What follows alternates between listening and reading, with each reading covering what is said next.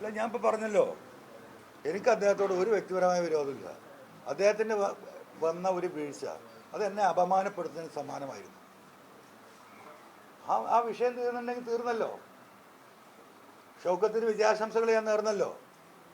ഞാൻ ഇന്നലെ ചോദിക്കുമ്പോൾ നിങ്ങൾ ആര് ജയിക്കണമെന്ന് ചോദിച്ചപ്പോൾ എന്താ പറഞ്ഞത്? അവിടെ ജയിക്കേണ്ടത് ആന്റി പിണറായിസാണ്. അതിലൊന്നും ഒരു തർക്കമില്ല. ഇപ്പം സ്വരാജ് പത്രസമ്മേളനം നടത്തിക്കൊണ്ട് എന്താ പറഞ്ഞുകൊണ്ടിരിക്കുന്നത്? നിങ്ങളിപ്പോൾ ഇതെടുത്തല്ലോ, ഭരണവിരുദ്ധ വികാരമല്ല എന്ന് അദ്ദേഹം സ്ഥാപിക്കുന്നത് എങ്ങനെയാണ്?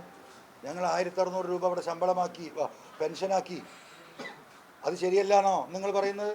ഞങ്ങൾ ലക്ഷക്കണക്കിന് വീട് ഇവർക്കുണ്ടാക്കി കൊടുത്തു, അത് ശരിയല്ല എന്നാണോ പറയുന്നത്? അപ്പോൾ എന്താണ് ശരിയില്ലായ്മ? പക്ഷെ അദ്ദേഹത്തിന് ഇപ്പോഴും മനസ്സിലായിട്ടില്ല.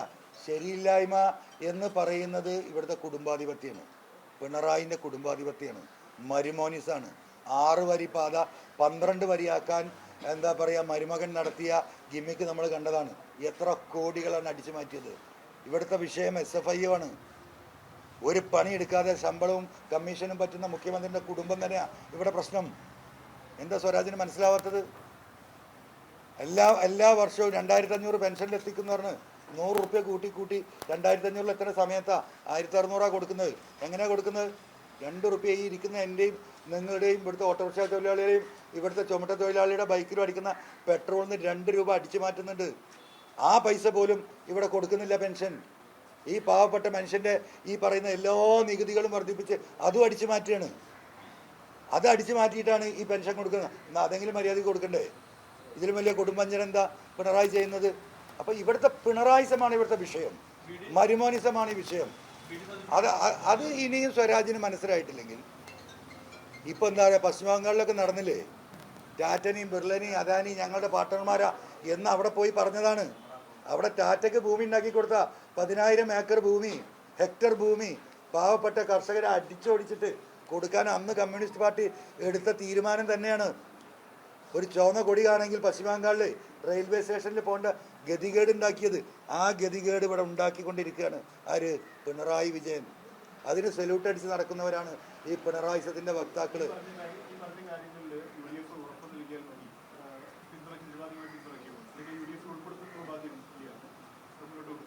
ഈ വിഷയങ്ങൾ ഓക്കെ ആണെങ്കിൽ അടുത്ത വിഷയം സംസാരിക്കും. അപ്പോഴല്ല അടുത്ത വിഷയം സംസാരിക്കേണ്ടത്. ഒരു മടിയില്ല. എന്താ മടി? ഒരു മടിയില്ല. രാഷ്ട്രീയത്തിൽ അങ്ങനെ മടിക്കേണ്ട കാര്യം? ഞാൻ പറയുന്നത് വസ്തുതാപരമാണ് എന്ന് കേരളത്തിലെ 3.5 കോടി ജനങ്ങളെ ബോധ്യപ്പെടുത്തി കൊടുക്കാൻ ഈ തെരഞ്ഞെടുപ്പ് എനിക്ക് സാധിച്ചിട്ടുണ്ട്. അത് മനസ്സിലാക്കാൻ ശേഷിയുള്ള ഉത്തരവാദിത്തപ്പെട്ട നേതാക്കന്മാർ UDFിൻ്റെ നേതൃത്വത്തിലുണ്ട്. രാഷ്ട്രീയം എന്ന് പറയുന്നത് എന്താ പറയുക, ഒരു നിമിഷം കൊണ്ട് അവസാനിക്കുന്നതല്ല. ഇതൊക്കെ എല്ലാവരും ഒരേ പോരാട്ടത്തിൻ്റെ ഭാഗമാണ്. അദ്ദേഹം ഈ പോരാട്ടത്തിൻ്റെ ഭാഗമാണ്, ഞങ്ങളും ഈ പോരാട്ടത്തിൻ്റെ ഭാഗമാണ്. ഇനിയും ഈ പോരാട്ടത്തിൻ്റെ ഭാഗമാകാൻ നിൽക്കുന്ന ലക്ഷക്കണക്കിന് കർഷകരുണ്ട്.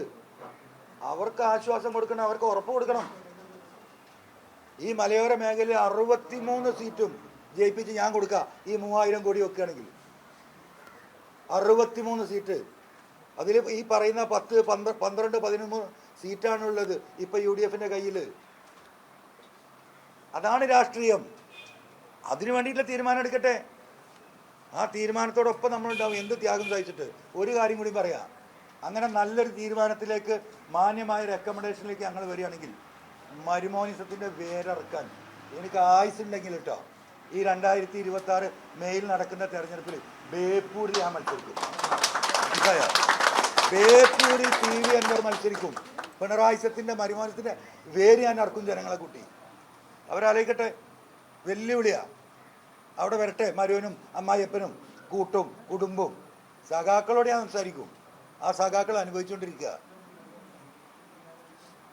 ആ പാവപ്പെട്ട തൊഴിലാളികൾ അനുഭവിച്ചുകൊണ്ടിരിക്കുക. 2 മിനിറ്റ് റീലിന് 10 ലക്ഷം. ബേപ്പൂർ ഫസ്റ്റ് അങ്ങനത്തെ 4 എണ്ണം 49,60,000 റുപ്യ പോക്കറ്റ് വിഷും. മനസ്സിലായോ? അങ്ങനത്തെ എത്ര റീല് ആന ചവിട്ടി കൊണ്ടാലും 30 കൊടുക്കും 10 ലക്ഷം. എന്തൊരു തൊഴിലാളി പാർട്ടി, എന്തൊരു തൊഴിലാളി സ്നേഹം. ഇതല്ലേ തൊഴിലാളി സ്നേഹം? ഇതൊക്കെയാണ് സ്വരാജിനോട് ഞാൻ പറഞ്ഞത്. അവരൊക്കെ അത് തിരുത്തേണ്ടത്. ഈ പിണറായിസത്തിന് വാഴ്ത്തുപാട്ടല്ല പാടേണ്ടത്. ആ പാർട്ടിയെയും ആ സഖാക്കളെയും ഞെക്കിക്കൊന്ന് പിഴിയുകയാണ്. കണ്ണൂർ ജില്ല അടക്കമുള്ള സഖാക്കളുടെ മാനസികാവസ്ഥ എനിക്കറിയാം. എന്നെ കോണ്ടാക്ട് ചെയ്യുന്നുണ്ട്. നൂറുകണക്കിന് സഖാക്കൾ സംസ്ഥാനത്തിൻ്റെ പല ഭാഗത്തു നിന്നും വിടരുത്, ഞങ്ങൾ കൂടെ ഉണ്ട്, ഞങ്ങൾക്ക് പുറത്തിറങ്ങാൻ കഴിയില്ല. ഇപ്പം പ്രചരണം തുടങ്ങിയപ്പോൾ നിങ്ങൾ വോട്ട് തുടങ്ങിയപ്പോൾ നിങ്ങൾ എന്താ പറഞ്ഞത്? UDF വോട്ട് പിടിക്കുന്നത്. എവിടെ UDF വോട്ട് പിടിച്ചത്? എവിടെ പിടിച്ചത്? ആ ക്രോസ് വോട്ട് കൂടി പോയിട്ടില്ലെങ്കിൽ 45,000 വോട്ടിലേക്ക് കൂപ്പൂത്തുവൻ. അതാണ് കേരളത്തിലെ യഥാർത്ഥ നിജസ്ഥിതി. CPM-ലെ സഖാക്കൾ, യഥാർത്ഥ സഖാക്കൾ വിങ്ങിപ്പൊട്ടി നിൽക്കുകയാണ്. ഒരു മരുമകനെ കൊടുത്തിട്ട് കെട്ടി നിരത്തി സകല ജയരാജന്മാരെയും സൈഡ് ലൈൻ ചെയ്ത് ആര് ബാക്കിയുണ്ട്? ആ പാർട്ടിയിൽ ആര് ബാക്കിയുണ്ട്? ഒന്നാം ഘട്ടം മന്ത്രിയാക്കാൻ വേണ്ടിയിട്ട് 2ാം ടേം മന്ത്രിസ്ഥാനം എല്ലാം പറഞ്ഞിട്ട് സകല എണ്ണത്തിനെയും, ടീച്ചറെയും തോമസ് ഐസക്കിനെയും സുധാകരനെയും ഒക്കെ ആദ്യം തന്നെ സൈഡാക്കി. അത് തുടങ്ങുമ്പോൾ എനിക്ക് എന്താ പറയുക, അടുപ്പുള്ള സഖാക്കളോട് പറഞ്ഞു, തെരഞ്ഞെടുപ്പ് കഴിയുന്നതിന് നോക്കിക്കെട്ടോ ഈ വെട്ടിങ്ങനെ നടക്കുന്നു. ഇപ്പോൾ ഏതെങ്കിലും ജയരാജന്മാരുണ്ട്? കേൾക്കുന്നുണ്ട് നിങ്ങൾ? ഇപ്പോൾ മൂപ്പര സെക്രട്ടറി ആയിട്ട് ഒരാളെ പിടിച്ചിട്ട് അവിടെ സെക്രട്ടറി ആക്കിയിട്ട്, അവിടെ പാർട്ടിയുടെ ജില്ലാ സെക്രട്ടറി. കോഴിക്കോട് മോഹനൻ മാഷ് എന്തുമാത്രം പിണറായിക്കും വേണ്ടിയിട്ട് കഠിനാധ്വാനം നടത്തിയതാ. ആദ്യം അളമരം കരീം സഖാവിനെ കൂട്ടം പിടിച്ചിട്ട് ഇയാളെ മോഹൻ മാഷെ കൂട്ടുപിടിച്ച് കരീമൻ സഖാവിനെ സൈഡാക്കി. അത് കഴിഞ്ഞ് പുള്ളിനെ വലിച്ച് പുറത്തിട്ടു. പിന്നെ അവിടെ ഉണ്ടായിരുന്ന ഒരു ജനകീയ നേതാവ് പ്രദീപ് കുമാറാണ്, പഴയ MLA. മൂപ്പർക്ക് പ്യൂണിൻ്റെ പണി കൊടുത്തിട്ട് ആ പോണേ മുഖ്യമന്ത്രിയുടെ സെക്രട്ടറി ആയിരുന്നു. ജില്ല ക്ലീൻ. ഇനിയിപ്പോൾ കോർപ്പറേഷൻ തിരഞ്ഞെടുപ്പ് വരിക, മരുമോൻ വിചാരിച്ച പോലെ സ്ഥാനാർത്ഥിയേ ഉള്ളൂ. നിയമസഭ വരിക, മരുമോൻ വിചാരിച്ച പോലെ എന്താ പറയുക, കോഴിക്കോട് തൊട്ട് കാസർഗോഡ് വരെ സ്ഥാനാർത്ഥികളാവുള്ളൂ. ഇനി എവിടെ വെട്ടി നിരത്താൻ ബാക്കി? ഇത് സഖാക്കൾ കിടന്ന് ശ്വാസം മുട്ടില്ലേ? ഇപ്പോൾ ഈ ഒരു ഘട്ടത്തിൽ പാർട്ടി സെക്രട്ടറി അടക്കം അദ്ദേഹത്തിന് നട്ടലുണ്ടെങ്കിൽ പറയണം. അദ്ദേഹം പറഞ്ഞാണല്ലോ മണ്ഡലത്തിൽ വന്നിട്ട് ഇത് ഗവൺമെൻറ്റിന് വിലയിരുത്തലാകും. വിലയിരുത്തിയല്ല ജനം. മുഖ്യമന്ത്രിയോട് മാറാൻ പറയാനുള്ള ശേഷിയുണ്ടോ ഈ പാർട്ടിക്ക്?